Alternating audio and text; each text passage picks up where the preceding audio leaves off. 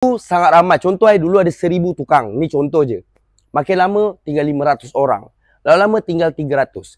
Acak-cik tahu tak, lagi beberapa tahun, kebanyakan ukiran dah menggunakan mesin. Sebab Boy Jan dah tengok dah mesin ukir. Tapi, kita lebih sukalah tengok handmade. Walaupun mesin dia lebih halus sebenarnya. Tapi, yang mahal tentang jati dengan kesenian hasil tangan.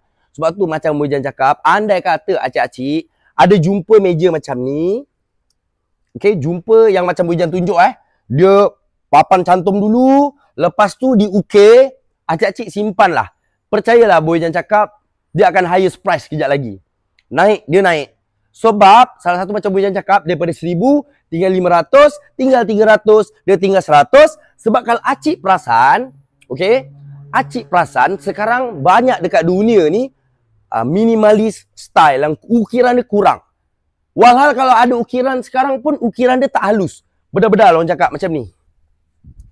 Okay, ukiran bedal-bedal bagi Boy Jan yang macam ni punya barang. Ni kita panggil ukiran bedal-bedal.